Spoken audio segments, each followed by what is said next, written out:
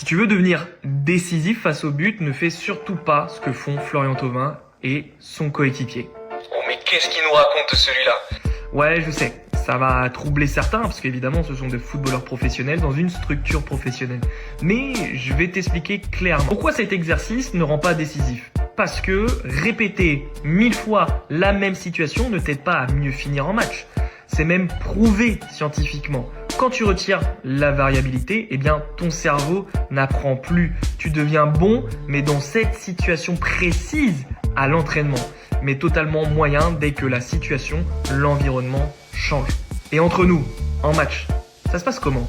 Est-ce que tu reçois toujours le ballon dans exactement le bon timing? Toujours orienté pareil, toujours sans adversaire et toujours avec zéro imprévu? On est d'accord que non, sinon tu jouerais la finale de Ligue des Champions et tu serais à Clairefontaine en chaussons. Mais en plus, dans la vidéo, Thauvin tire côté droit donc pour être sur son pied gauche, donc en facilité, et son coéquipier inversement sur son pied droit en rentrant côté gauche. On est clairement sur une situation, un exercice déjà résolu à l'avance. Ils savent exactement ce qui va se passer. Et je te repose la question, en match, comment ça se passe? Est-ce que tu sais exactement ce qui va se passer dans la situation suivante? En fin de compte, je te dirais le seul vrai intérêt, même si en fait il est malgré tout bon acheté, eh bien c'est la compétition entre les deux joueurs. Mais sinon, le foot et un match, c'est le chaos, l'imprévu, l'adaptation. Si tu t'entraînes uniquement de manière copier-coller, bah, tu deviens un joueur qui sait tirer, mais seulement quand tout est rangé, tout est cadré, comme à l'entraînement. Ok Axel, mais c'est quoi la méthode alors qui va me rendre décisif? Eh bien, c'est la méthode de la répétition